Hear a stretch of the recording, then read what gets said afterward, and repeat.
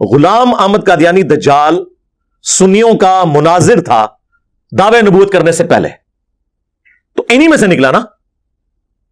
اور حنفی تھا، بغیر رفع الیدین کے نماز پڑھتا تھا. اس کے ماننے والے ابھی بھی بغیر رفع الیدین کے نماز پڑھتے ہیں، یعنی جس طرح دیوبندی اور بریلوی پڑھتے ہیں. اب کی تو نماز ہی قادیانیوں والی ہے. ظاہر ہے جب انہوں نے کرائٹیریا یہ بنایا، ہماری نماز وہ ہے جو بخاری اور مسلم میں لکھی ہوئی ہے. تو آپ دیکھیں جو یہ جرم خود کر رہے تھے اس کی گالی کسی اور کو دے رہے تھے. یہ تو ہم نے آگے ایکسپوز کیا ہے نا کہ جاؤ ان کی عبادت گاہ میں جا کے دیکھو نماز کس طریقے پہ پڑھ رہے ہیں. تمہارے حنفی بھائی نکلیں گے وہ. اب تو ان کی ویڈیو بھی آ گئی ہے، ان کے جو اس وقت موجودہ خلیفہ صاحب ہے سو کارڈ، انہوں نے کہا ہم حنفی ہیں، ہم فقہ حنفی کو فالو کرتے ہیں. امام ابو حنیفہ تو سنیوں میں سے ایک فرق ٹوٹ کے الگ ہوا.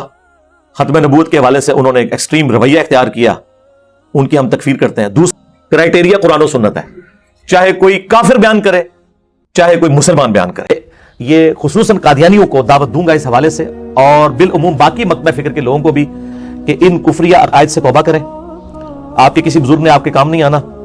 خود کتاب و سنت کو اسٹڈی کریں اور دیکھیں کہ قرآن و سنت کے اندر کیا دلائل موجود ہے ختم نبوت کے حوالے سے، اپنی اصلاح کریں. یہ ختم نبوت کے حوالے سے میرا تو سٹانس یہی ہے میرے بھائیوں کہ نبی صلی اللہ علیہ وآلہ وسلم کی وفات کے بعد اب قیامت تک اللہ تعالیٰ کسی بھی بندے کے ساتھ نہ کشف کے ذریعے، نہ الہام کے ذریعے، نہ کوئی وحی خفی کے ذریعے، نہ وحی جلی کے ذریعے کوئی بھی ریلیشن شپ نہیں ہے، سوائے ایک ایکسیپشن کے جو بخاری اور مسلم کی متفق علیہ حدیث ہے کہ میری وفات کے بعد نبوت کی خبریں بین ہو چکی ہیں، ختم نبوت کی وجہ سے ختم ہو چکی ہیں، سوائے ایک چیز کے، اور وہ ہے خواب، خوشخبری دینے والے خواب. دین نہیں سکھایا جائے گا. نبی صلی اللہ علیہ وآلہ وسلم اپنی مبارک زندگی میں الحمدللہ دین مکمل کر کے گئے ہیں. سورۃ المائدہ میں واضح آ گیا، آج کے دن ہم نے تمہارے لیے تمہارا دین مکمل کر دیا اور تم پہ اپنی نعمت تمام کر دی اور اسلام کو ایز اے ریلیجن تمہارے لیے پسند کیا. ختم نبوت کے حوالے سے الحمدللہ اجماع امت ہے. ختم نبوت کے عقیدے کو بھی عملی تواتر اور اجماع نے ٹرانسفر کیا ہے. اگر قرآن پاک بخاری مسلم میں حدیثیں نہ بھی ہوں تب بھی امت کا اجماع ٹرانسفر کرتا آیا ہے کہ ختم نبوت ہو چکی ہے، اب اور کسی پیغمبر نے نہیں آنا. یعنی اللہ تعالیٰ فرماتا ہے سورہ فاتر کے اندر کوئی بھی امت ایسی نہیں گزری جس کے اندر کوئی نہ کوئی پیغمبر ڈر سنانے والا نہ آیا ہو.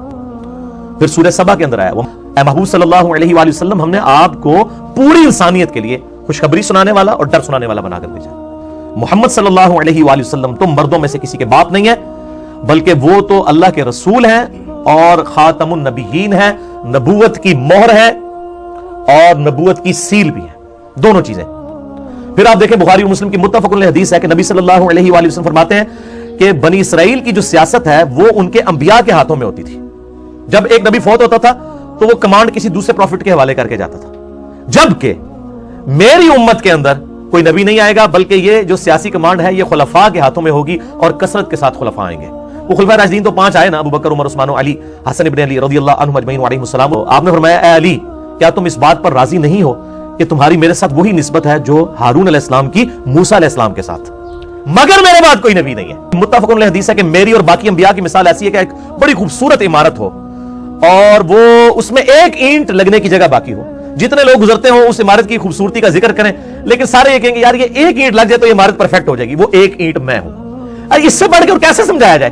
جب جگہ یہ ایک اینٹ کی ہے تو کوئی دجال کیسے دعویٰ یہ کر سکتا ہے کہ میں یہ پیغمبر ہوں؟ وہ دجال اس لیے کہ نبی علیہ السلام نے خود دجال کہا ہے. بخاری اور مسلم کی متفق علیہ حدیث ہے قیامت اس وقت تک قائم نہیں ہوگی جب تک کہ 30 جھوٹے دجال نہ پیدا ہو جائیں، ان میں سے ہر ایک کو یہ زوم ہوگا کہ میں اللہ کا پیغمبر ہوں. نعوذ باللہ. اور صحیح مسلم کے اندر الفاظ ہیں کہ آپ صلی اللہ علیہ وآلہ وسلم نے فرمایا اللہ تعالیٰ نے 5 ایسی خصوصیات ہیں جو کسی اور پیغمبر کو نہیں دیں سوائے میرے. ان میں سے ایک خصوصیت یہ ہے کہ اللہ تعالیٰ نے مجھ پہ نبوت کا سلسلہ ختم فرمایا.